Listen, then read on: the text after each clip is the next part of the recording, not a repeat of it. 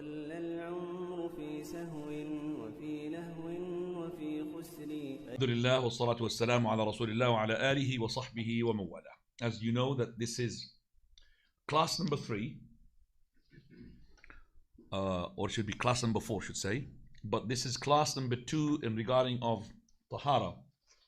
And because I've skipped a class, almost I have been denied this class of Tahara. But I have to push it in order to finish your Tahara. And also, part of it is going to be a prayer.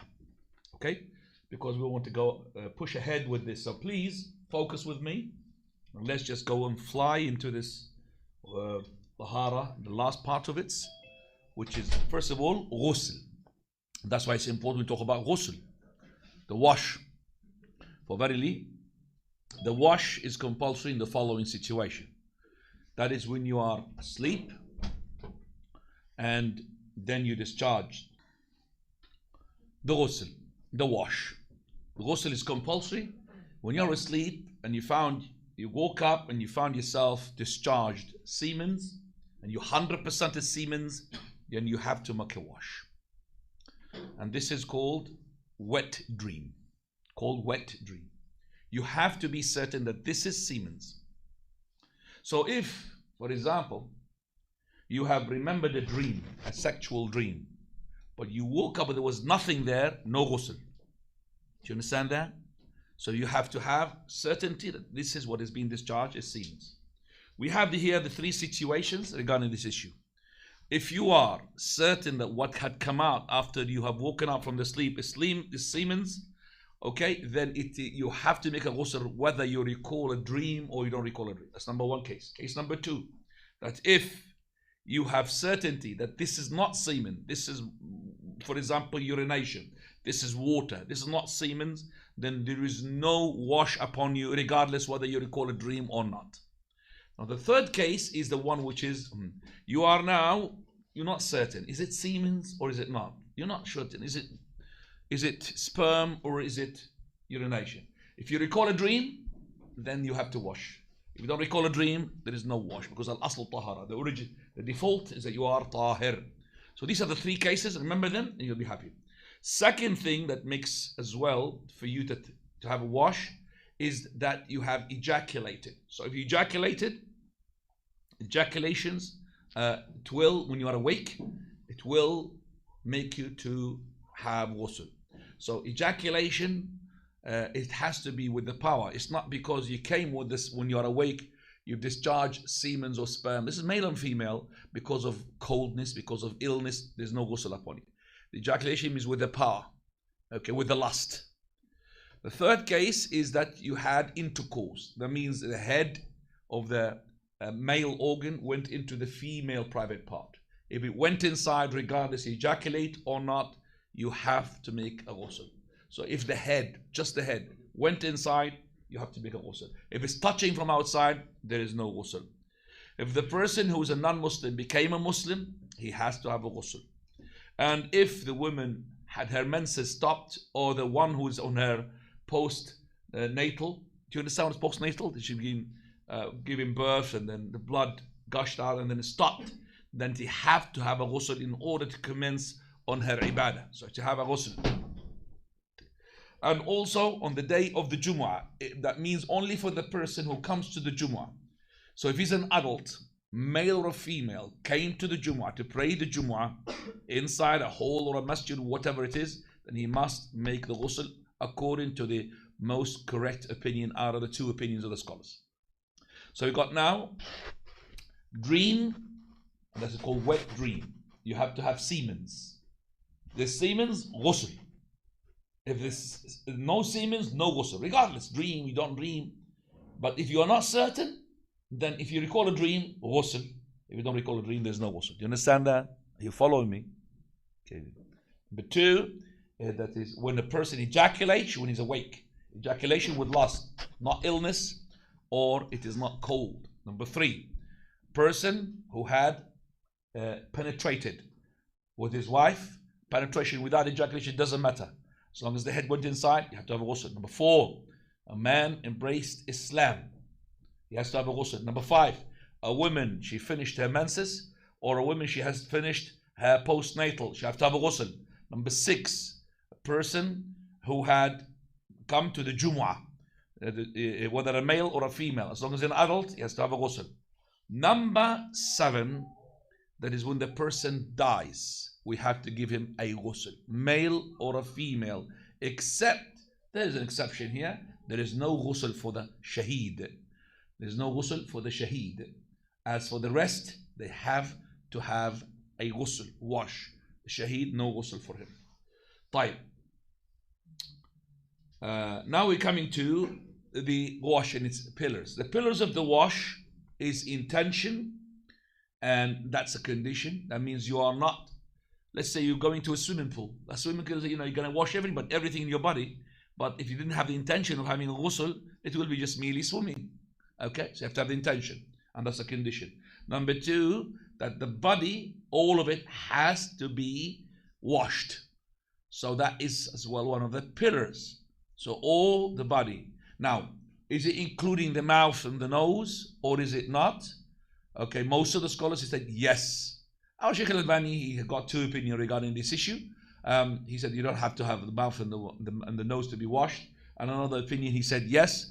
But the correct opinion, what we believe is that you have to have all your body, including the mouth and the nose. But if you believe that opinion is correct, no problem. So you have to have all your body is to be washed. Number 3 is tasmiyah, saying Bismillah, and that's compulsory when you start your wash. Number 4 is that if you have hairy body, you have to rub. So you have to rub. So you have to rub inside your hair. You have to rub inside your beard. For the woman, if she's making a ghusl of janaba, she doesn't have to undo her plaited hair, because that's too much. And she's going to be having with her husband sexual intercourse. It's going to be too much for undoing her plaited hair. So all you have to do is just wet that hair and wash it without undoing it, because it takes time. But if it is to do with her menses being stopped, or because of her postnatal stopped, then she has to undo her hair when she makes the wash for that purification. Time. It is permissible for the 2, husband and wife, to have ghusl in one place with no clothes on. But make sure that when you are together in the place where you're together, there's no kids outside watching you together going in, because that creates some sort of, puzzling, confusion for the child. So you should not do that in front of children. But you are allowed to see from her, she's allowed to see from you. Remember the economization of the water. Prophet sallallahu alaihi wasallam, he used to have ghusl with the sa'. Sa' is equivalent to 2.8 liters. So imagine that this is a 0.5 liter, okay, which is 5. So if you got 3.5 of this, that's the ghusl of the Prophet ﷺ. Tell me which one of you uses 3.5 of this, never mind to say 20 of this when he has a ghusl. True or not? Yeah, but 20 of that. Never mind 3.5 of this to have your ghusl. You keep making the shower going on, and you're taking your clothes off and it's still going and going. Allahumma musta'an. Now we come into the ghusl which are recommended. Ghusl which are recommended, that every time you intercourse, you have a ghusl. This gives you power. Ghusl for the istihada for every salah. The mustahada is the one we're going to talk about her. She has a prolonged period, not period. So it's better for her to have a ghusl for each prayer. We'll come to that inshallah when we talk about mustahada. A person who had fainted, it's recommended for him to have ghusl. It is not compulsory, recommended. Also, a person who had buried a deceased who's not a Muslim. If you buried a deceased who's not a Muslim, like Ali ibn Abi Talib when he buried his father, Prophet said, go and make a ghusl. That's recommended. Also to make the ghusl for the 2 Eids and Arafah, Eid al-Adha, Eid al-Fitr, and Arafah. All of those ghusls are recommended. Remember, Jumu'ah ghusl is compulsory, but Eid ghusl is recommended. Also, the ghusl after you wash a deceased. If you have washed the deceased, of course, you are not only allowed to wash a deceased, which is a believer, not a disbeliever. You're only allowed to bury a disbeliever if there is nobody to bury him. So if you wash the deceased, it's recommended for you to have a wash yourself. Also, when you make a state of ihram, hajj or umrah, it is also recommended to have a ghusl before you commence onto your ihram.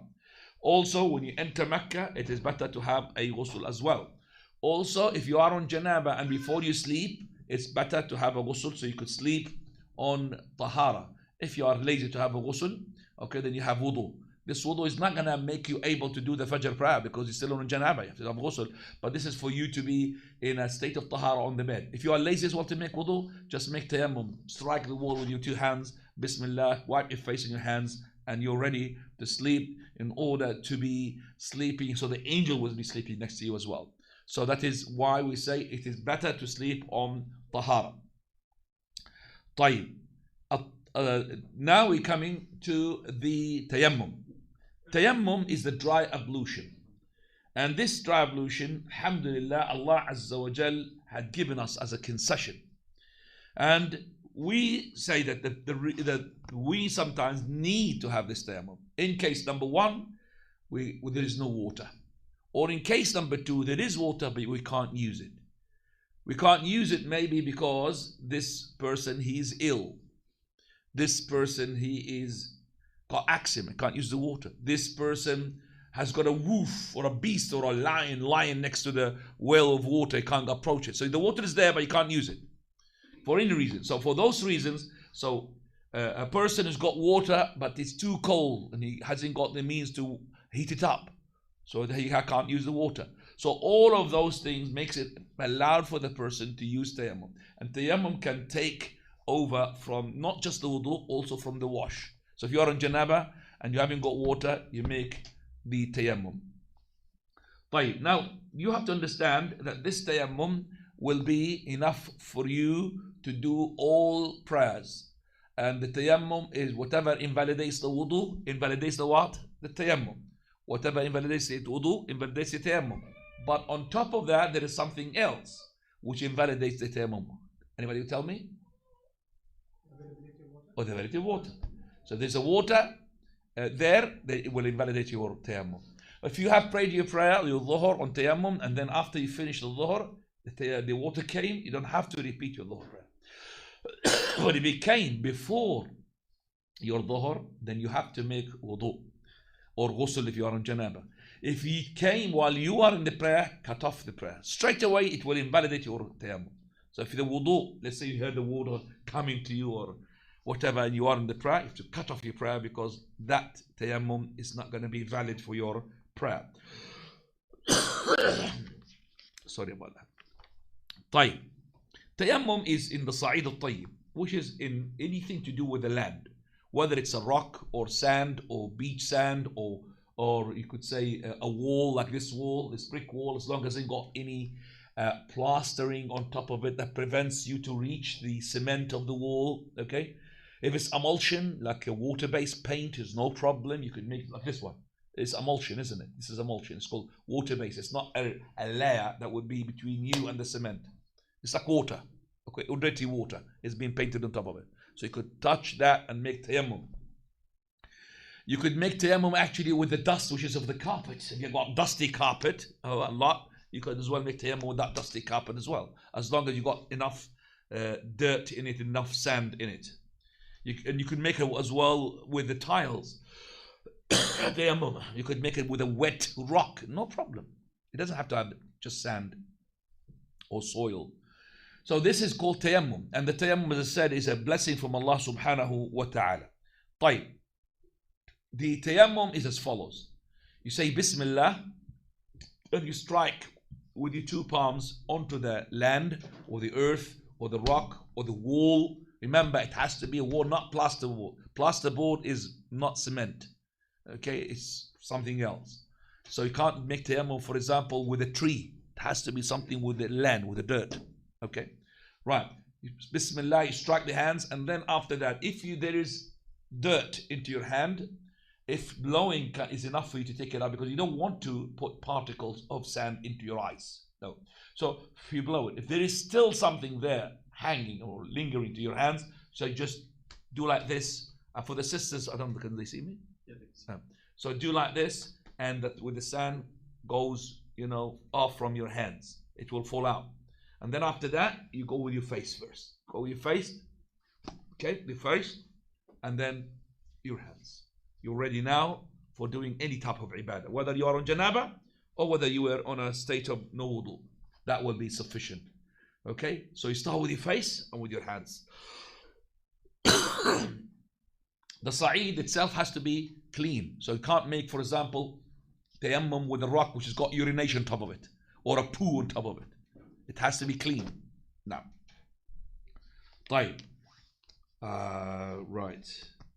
Okay, alhamdulillah. Now we come into the menstruation. Menstruation and postnatal. Menstruation and postnatal are for the women, but it's very important for the men to understand that and to have fiqh in it in order to give fatwa to his wife, to his sister, to his daughter, to his mother, all of those. Okay, so let's just pay attention, please. So it's not just for the sisters, this is for you as well, brothers. Okay, right, al-hayd. Al-hayd, as I said, we are limited with the time, so I am going to make sure that I'm going to give you the important thing regarding it. Hayd is the blood which is known for the women, and it's different type of blood. It's not like the normal blood. It's got a specific smell. It's a smelly one, and also got a color, and it's really dark when it starts coming up.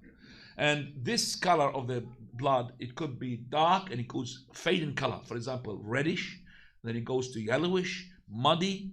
Okay, all of those is okay. So yellow and muddy and red and dark, all of those are the color of the menses, and it comes out from the woman when she is in a state of health. It's not because she's ill. No, it's a state of health. She comes because Allah ordained upon her to discharge that type of blood once a month. It's like a cycle. And this is when she reaches her puberty. So one of the signs that she had reached her puberty is that the menstruation comes. She could have the puberty before that. She could have had, because puberty is decided, was one of those, if it comes out, then you are adult. Wet dream. So if she had a wet dream, she's an adult before she's had menstruation. Or she had pubic hair. Or she reached the 15 years old. Completed 15 years old. Or if she's a woman, menses. Or one of these signs, it makes her an adult. This blood comes regularly at a certain time every month and keeps flowing for a certain period. Okay? And there is no specific age at which the menstruation stops. We don't know when does it start. We don't know when does it end. But normally it is the case.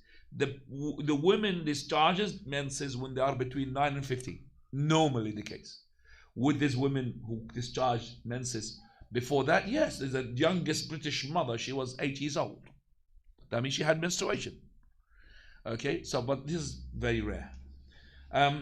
Also, as for the end of the period, how long? Normally it is between 45 and 50. Normally, they stop menstruating. But as I said, there is no limitation in the Sharia. It is discharged during women's state of health, as we said. This is not discharged due to disease, giving birth, or breaking the hymen. You know what's the hymen? The hymen is the like a barrier. So hymen or hymen? Hymen. Hymen or hymen? Hymen. Hymen. Right. Which is on top of the vagina, that if it's been penetrated. Okay. So it's not to do with penetration of that. This is when the sexual intercourse takes place. No, it's to do with something else. Normally the blood keeps flowing until the end of the menstruation. Normally, but there is some cases where blood comes out, drops, and then stops. We're going to talk about the abnormal cases. The length of the menstruation, instead of how long, also it varies from one woman to another. Okay, and there is no authentic proof that states a maximum or a minimum length of the time of menses. Only the woman determines the length of the time of her menses according to the signs. Normally it is the case between 6 and 7 days. This is 6 to 7 days. We call it the predominant customary period of the woman. The predominant customary period of the woman. Remember that, predominant customary period. This is 6 to 7 days. Because some women, they keep bleeding and bleeding and bleeding for a long, long time. We say, okay, choose a predominant custom, which is 6 to 7 days. Choose that, and then after that, disregard whatever blood comes out. Right. Signs by which the woman can determine if she is on her menses: the time, the date, because it comes at a regular. Let's say the beginning of the month, the middle of the month, and the first quarter of the month. So the most important thing is the time. Okay, the time. Okay. Number 2, the blood's characteristics: black, smelly, thick, That's characteristic of the blood of his menses. Number 3, consideration of the predominant customary period of the woman. So, we'll say that if she's got blood, but we can't distinguish, we will give her certain time for that. As for the signs by which women can determine the end of her menstruation, number 1, the al-qassa al-bayda, seeing the white cotton. It's called the white secretion. At the end of the menses, the women experience that. But if she doesn't, then we'll say that is the stoppage of the blood. So the blood stops. So she puts a cotton inside herself and she sees that this comes out clean, that she's clean. But some women experience of discharging white secretion. That's the end of her menses. Also, the blood's characteristics, because it is, the change of the character of the blood, it fades down from thick black to normal, you could say open red. It's like a not dark red, okay, light red, and then goes with yellow, muddy, and so on and so forth. Right. Also, the time and the date by which she regularly finishes, that she could determine her blood stoppage. Now, we have finished with, alhamdulillah, the menses, but I would like to talk about the abnormal cases. Abnormal cases of the menstruation. If yellow or muddy blood comes out during the days of menstruations, then it is considered part of the menses. Otherwise, it is not. So if she had this white secretion, the blood is finished, then after that she experienced yellow or muddy came out, which women should do, then this has nothing to do with the menses. Does it break the wudu or not? Controversial. Does it break the wudu or not? Controversial. We don't know. But according to the principle that we have set, that any impurity, if it comes out of one of the organs, front or the back, then it will invalidate the wudu. That's the necessity. So this muddy or this is muddy or yellowish thing that comes out, the muddy or the yellow, if it comes out, if you had said that this is impure, then it will invalidate the wudu. If it is not, then it will not. And that is controversial. We will say, to be on the safe side, make wudu. So if you have experienced yellow or muddy came out after your menses finished, make renewal of wudu. And this is the opinion of Shaykh Ibn Uthaymin rahimahullah. Sometimes delays in the discharge of menses blood might take place. Sometimes. Therefore, the woman should disregard any pain that might accompany such a delay. Like, for example, the woman, she is at the beginning of the month, she has her menses. Suddenly, there's no blood coming out. But she's experiencing the same pain, headache, but there is no blood. She cannot consider herself on her menses until the blood comes out. So she should disregard this pain and all of this. Thirdly, the length of the time of the menstruation period may vary in some cases. In such case, the woman should watch for the end of the blood discharge. Also, in the case of blood being discharged as drops and stopping on the following day, the woman should look for the signs that determines whether she is on her menses or not. That means, let's say that at the beginning of the month where she menstruates, the blood came out. Following day, stop. But she knows herself that normally it is the case that her menses takes about, let's say, 7 days. So if it stops, she does not commence on her ibadah because she's still on her menses. She has to wait until the time. And so the following day, it will come out maybe. Following day will come out until it is 7 days. And then she will start to do her ibadah. If any woman, she has a case and she's shy to ask, you should send a piece of paper regarding this issue. Inshallah, we'll solve the question for her. Normally the case is the women, when they start taking tablets to adjourn, postpone their menses, they mess up their menses, they mess up the cycle, and they mess up the mufti to give them the right answer. Because he can't determine whether it's menses or not menses. So the best thing is leave everything natural. Do not take tablets that would postpone your cycle, because it will mess up the cycle. Number 5, if this is the first time for the girl to have her menstruation, then she should watch for the blood's characteristics. Otherwise, she should consider the predominant custom. So she would look, this first time for her, she doesn't know when does she discharge menses. She would look at the blood characteristics. If it is blood characteristics there, alhamdulillah. If it is not there, then we will say, look at the predominant customary period. That means choose 7 days for yourself. That's your period, because it's the first time for yourself. Right, let's go now to the postnatal call it post-childbirth bleeding, postpartum. All of these names are for women who had given birth and she discharging blood. So this is the blood which occurs after the birth of a child, regardless if the child survived the birth or did not survive the birth. This definition implicates the following. Number one, this bleeding normally begins straight after with birth. Straight after or with birth. But it may start 2 or 3 days before birth. That's rare occasions. We find the woman, she's discharging blood just about 1 or 2 days before the delivery of the baby. And that is considered as well from her post-childbirth bleeding. If a miscarriage takes place, then the bleeding is regarded also post-childbirth bleeding, regardless of the age of the fetus. This bleeding has no minimum duration. It could stop right up to the birth.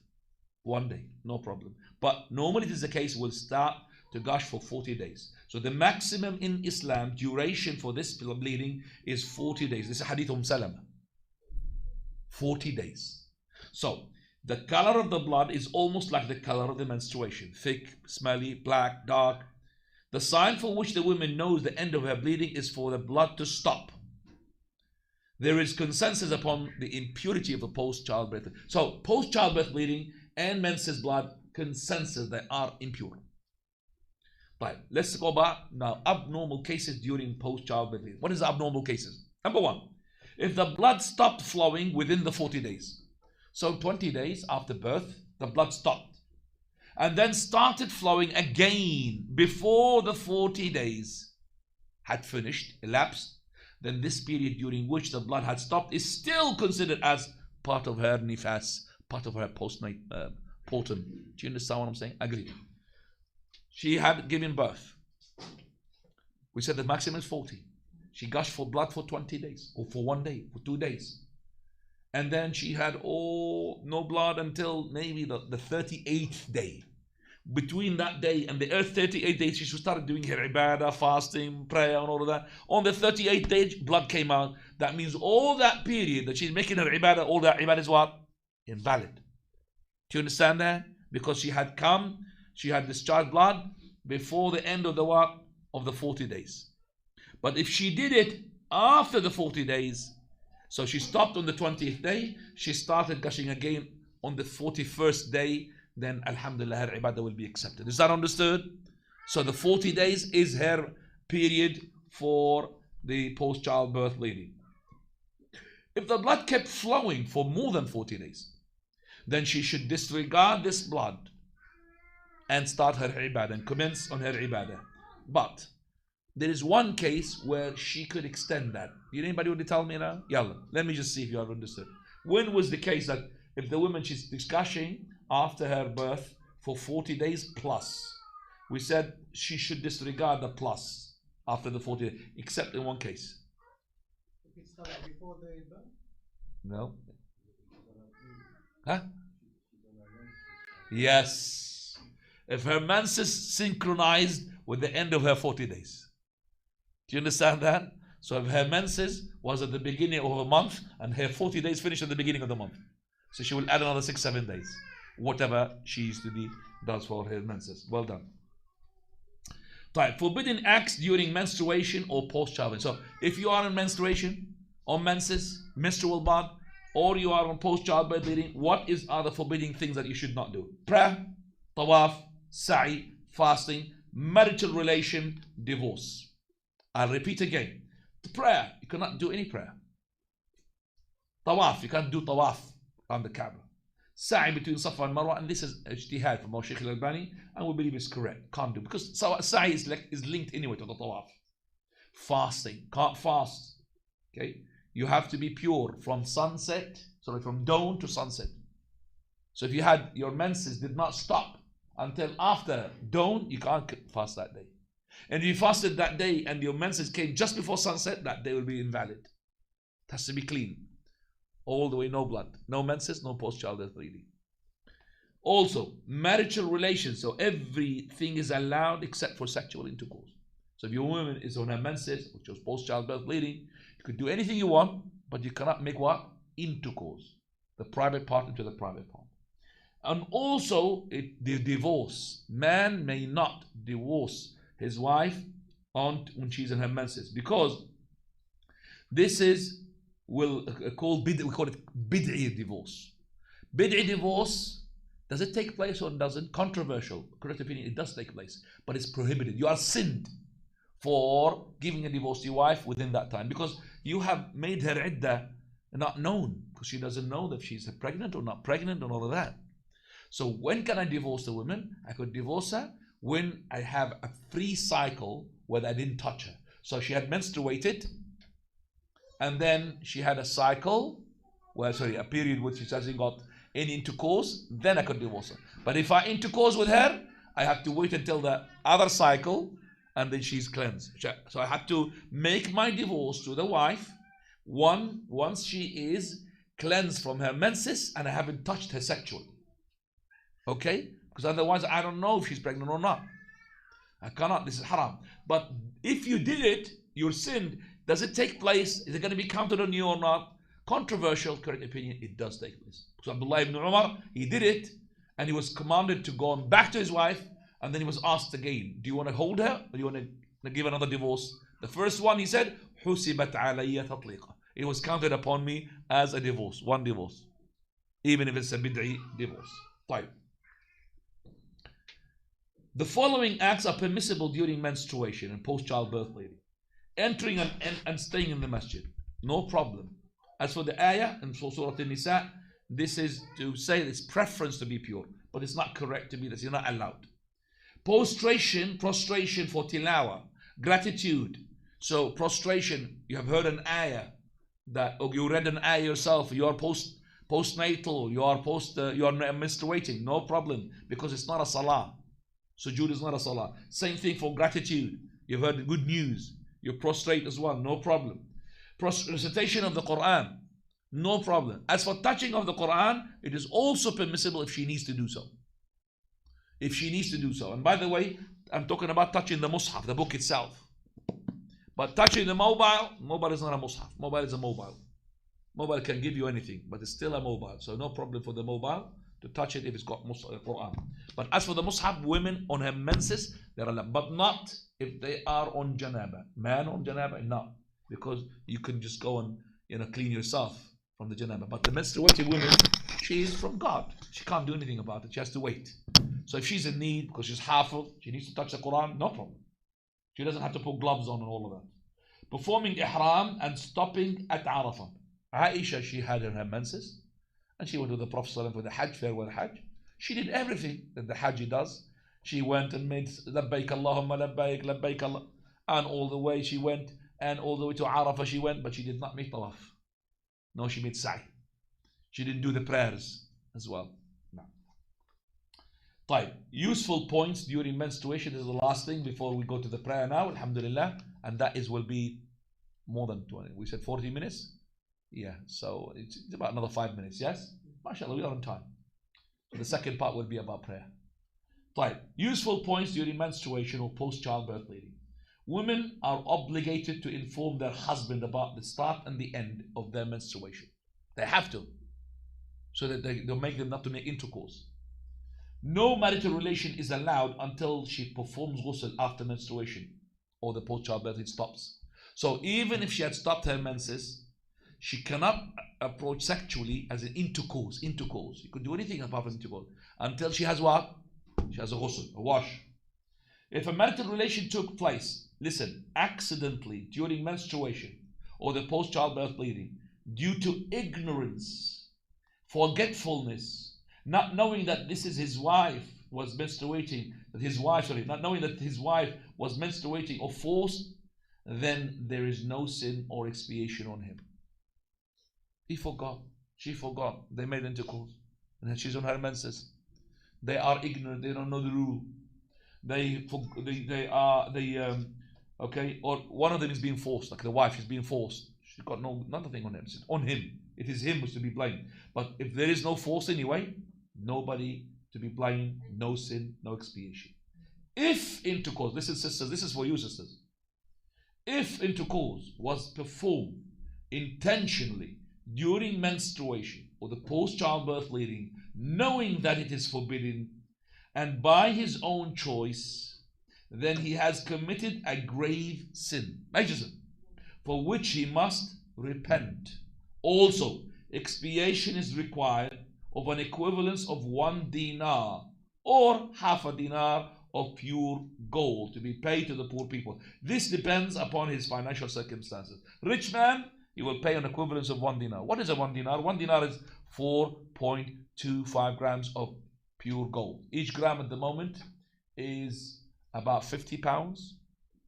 So you're going to be paying about 250, something like this, as an expiation. If you're rich. If you're not rich, half of that, 225. Depends. You give it for the poor people. That's if you did it deliberately.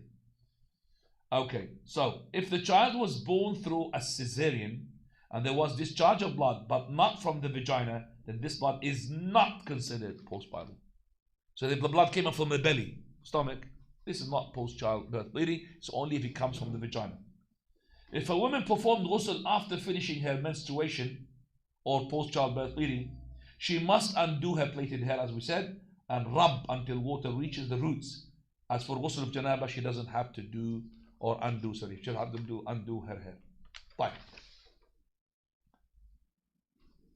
It is recommended for a woman when she performs the ghusl after menstruation to take some cotton smeared with musk or perfume and wipes it over the traces of blood. To wash the menstruation or the post-childbirth bleeding from the clothes, use water, detergent, rub and scrub, and put it just in the washing machine. It will do everything for you. After this, any trace, if still there, no problem. So if there's still trace of the blood there after you've done all of that, no problem. It is permissible but not advised for a woman to take some medicine to delay her menses. Remember we said it will mess up her cycle. It is permissible for a woman on her menses to wash the head of her husband. Hadith Aisha had washed the head of the Prophet ﷺ. It is permissible to eat and drink with a wife having menstruation. The Jews, they don't do that, you know that. They put her in a separate room. They treat her as a beast when she's on her menses. We don't. It is recommended upon menstruating women to witness the Eid festival and listen. It's recommended. So even they are on menses, they come to listen to the khutbah, but they don't pray. If the menstruation started after the prayer time has commenced and she did not pray that prayer, then she must perform it once finishing her menstruation. Listen, sisters, if your menstruation or the post-childbirth bleeding started after the prayer time had started, let's say it's dhuhr now, and the dhuhr now elapsed half an hour, which you're able to do your dhuhr, but you suddenly the menses blood came out, then as soon as you get cleansed, you have to do that dhuhr that you have missed. Okay, but now it says here that if the menses blood started after the prayer time has commenced and she did not pray that prayer, then she must perform it once finishing her menstruation. Listen now. If the menstruation stopped before Maghrib, then she must perform Dhuhr and Asr. Okay? So if the menstruation stopped before Maghrib, she has to pray Dhuhr and Asr straight away. If it stopped before midnight, she must do Maghrib and Isha. Hadith Ibn Abbas and Ibn Auf. Fasting is invalid once the woman menses, even if it took place just before Maghrib. We said that. If the menses stopped before dawn, she may fast even if she did not make ghusl. Let's say she had her menses stopped just before dawn, but she did not make a ghusl. The ghusl does not invalidate her fast. Okay? So she can do the fast, no problem. Lastly, when the woman stops fasting in Ramadan due to menstruation, she should pay attention not to break her fast in front of her young children, as it might confuse them. Why is she telling us to fast and yet she does not fast? So be careful for that. Right. Coming to the last thing now, prolonged istihada. This is now blood or bleeding outside the regular time of menses, or the bleeding connected to those times but continues beyond them. So you finish your menses but still the blood comes out. Okay, that is called prolonged. This definition implicates the following. Number one, it is irregular and may come at any time. It's irregular, and may come at any time. It is a strike of shaitan, as the Prophet ﷺ described it. Number three, it can take place straight after or before or connected to menstruation. Or post-childbirth bleeding as well. It has no specific time or duration, and it is pure. Listen to me, it is pure, and its purity is controversial. Some scholars, they said it's impure, depending upon the human blood is pure or not. We said before, remember, the human blood is what? Pure, because we don't have any proof for that. So this is not the menses blood. So it is pure, but it is controversial. Therefore, the rules of menstruation do not apply in this case. Cases of prolonged period, bleeding outside the regular time of menses. This case is clear and easy to distinguish. Case number 2, the bleeding is connected to the menstruation, therefore lasting longer than usual. In this case, A, consider her customary period, and what remains is istihaba.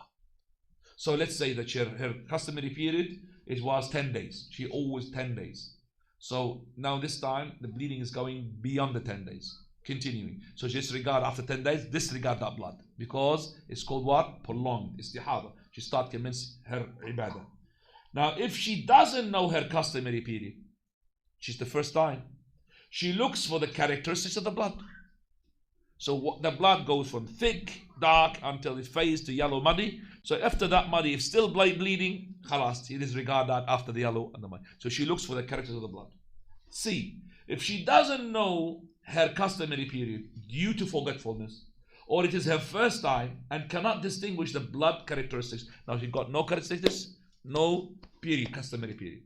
She should consider the predominant customary periods of that means she chooses 6-7 days out of that, that's her period, and the rest is prolonged period. Fine.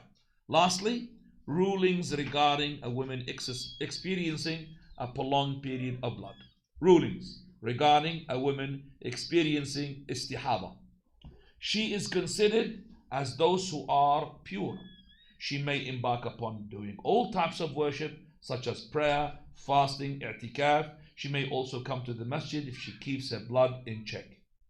Number 2, she should take precautions by cleaning her vagina before performing wudu. Then she should wear something which soaks up the blood. It is preferred to do what she can to keep the blood in check.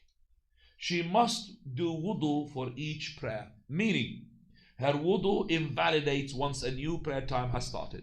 So she's experiencing istihaba, prolonged period.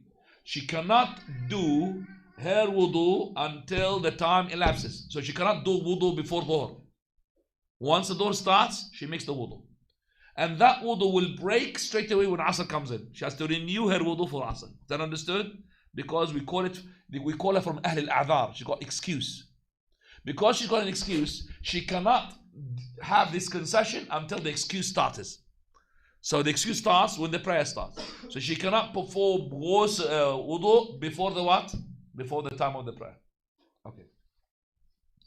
It is not compulsory upon her to perform ghusl to do her prayer, but it is recommended. The only compulsory ghusl that if she must perform is when she finishes menstruation, post-childbirth bleeding.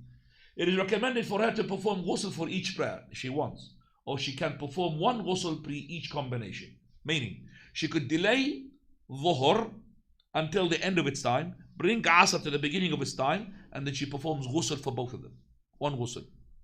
She's praying dhuhr at the actual time of dhuhr, but at the end of it. She's praying Asr at the actual time, but at the beginning of it. So let's say Asr starts at the moment, let's say it's 2:30. So she delays her dhuhr until, for example, 2:25. 2:25. And she brings her Asr 2:30 straight away. So she had one ghusl, which is sufficient for both of them. She doesn't have to make wudu again. One ghusl for both of them. But she may have marital relations while she's experiencing the prolonged. So no problem to have marital relations if she has istihaba, not if she has menstruation. Wallahu ta'ala a'lam. By which, alhamdulillah, we've finished now all things linked to the tahara. And we've got another 40-minute session after the 10 minutes break, which we will talk about the prayer bi'idhnillah. تولى العمر في سهو وفي لهو وفي خسر